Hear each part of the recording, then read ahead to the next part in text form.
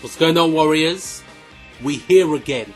I'm not wasting any time. I'm getting straight into this thing. You know what I'm talking about today? Street Fighter 5, Street Fighter V, SFV, SF5, however you want to address the game. Let's get into it. So I want to talk about what it means in the FGC for video gaming, for Capcom and Sony. You know, all these things, they're important. Street Fighter V is important to survive. It must not survive, succeed. It must sell well, and it must. It's the pinnacle. It is the crown jewel in the FGC. Like it or not, everyone that likes their Tekken, their Soul Calibur, their Virtual Fighter, their Blaze Blue, Guild, whatever, all those games they like it or not, fact is fact. Street Fighter is the king. It is number one. So this game, it cannot flop. It has to do better than Mortal Kombat. Well, Mortal Kombat's a different type of beast, so I don't really want to put Mortal Kombat in the same category as Street Fighter. Because Mortal Kombat is always going to be popular because it's got that appeal thing with casual audience that even that someone that doesn't know how to play can play, and if you can't, there's easy inputs. And you've got fatalities and brutalities, all that kind of stuff. But people love cinematic stuff. Cinematic stuff goes a long way in video gaming. You know, it's just the way things are. So, but Street Fighter, as far as proper, legit games, it must succeed. It must succeed. It's important for the FGC, in order for the FGC to stand up and support the game and video gaming people in general, because it is one of the pillars of the video game industry. It is. Games like Halo, make me sick to say it, but Call of Duty, games like Final Fantasy, Metal Gear, these kind of games, they are instrumental pillars of Resident Evil as well. They're pillars of the video game industry. No matter how much you think the games are falling down or not good, those games will always sell well, based on their legacy.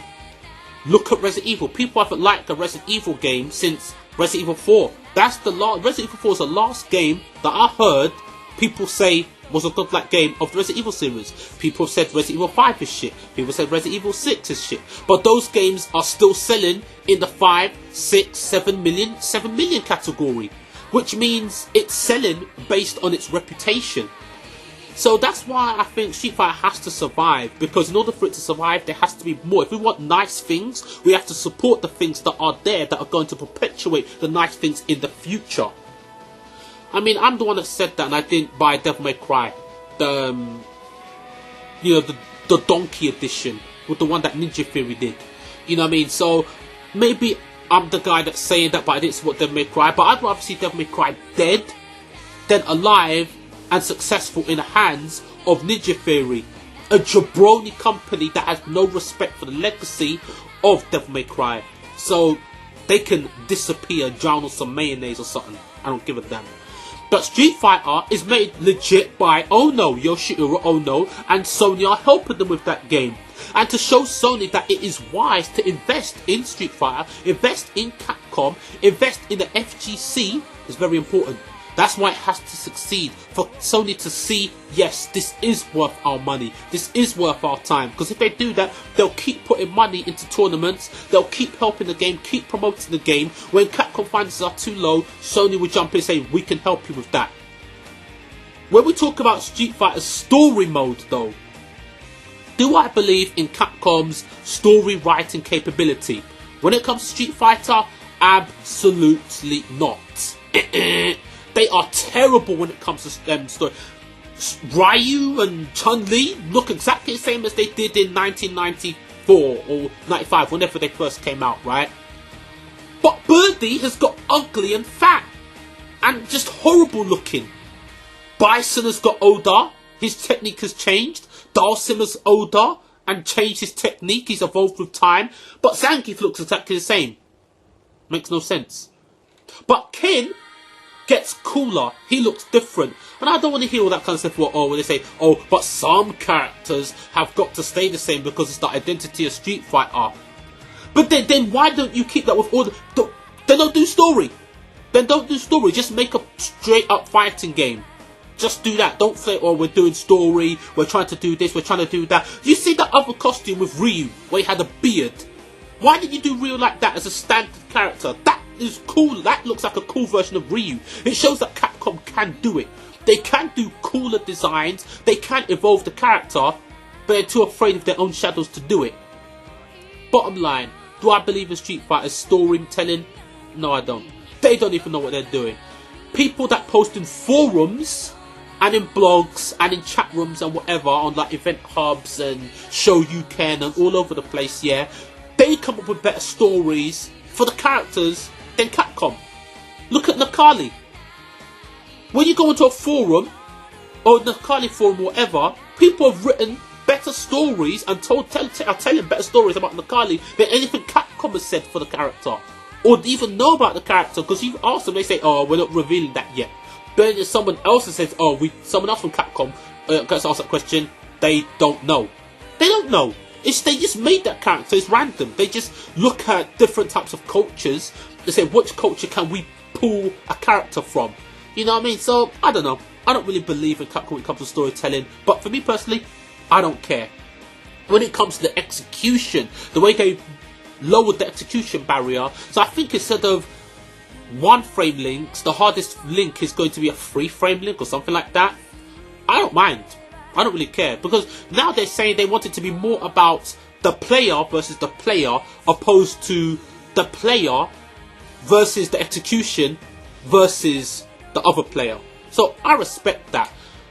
To say I'm going to miss hard execution, I mean, in order for the game to progress, yeah, the execution has to be easier. In order for the game to progress, I'm not saying it's better that it's made easier, but in order for more people to get into the game and want to play the game and feel like they stand a chance again and not get bored, because a lot of casual people that are going to put money into the game, because you need pop monsters.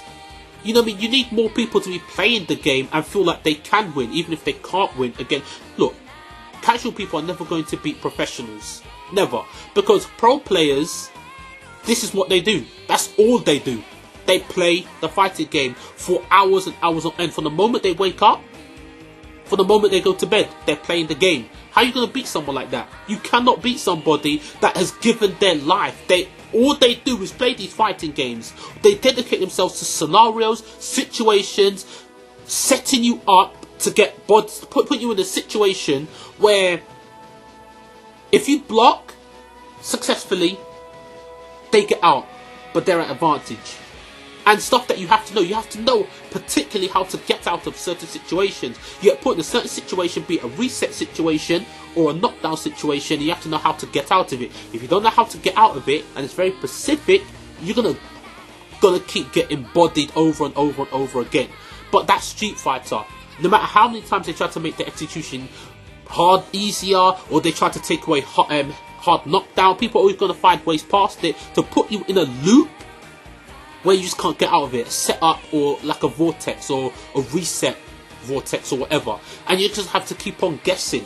But to make the game fairer, I respect it. I respect what Capcom are doing to make more people, because the game has to be successful. I don't know what you guys got to say.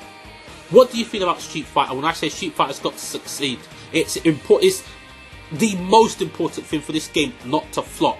In order for companies to keep on sponsoring events, to see that there is an audience for this game, that people are interested in playing, there is new blood, and people won't give up on this game because it's easier to get into and not so much to learn. You know what I mean? So what do you think about that? And I don't believe in their story mode. I think their storytelling is garbage. They're incapable of doing a good, legitimate story. You know what I mean? I mean, they did like some tutorial thing, which I thought was going to be story mode, which they kind of said was story mode. Well, not story, but it was written, but it turns out to be just a tutorial. But it wouldn't surprise me if Capcom did a story mode like that. Surprise me, Capcom. Give us a godlike story mode. Do it. But I don't believe it's possible. When you look at the cast, there's no one in the cast that can give us a good story. Like, where are you gonna get a good story from? It's impossible. But whatever. You got Ryu, you got Ken, you got Bison, who looks like proper powerful now. Surprise me, Capcom, surprise me. So yeah, as I say, let me hear what you guys got to say. Until my next video, thanks for watching and peace and love.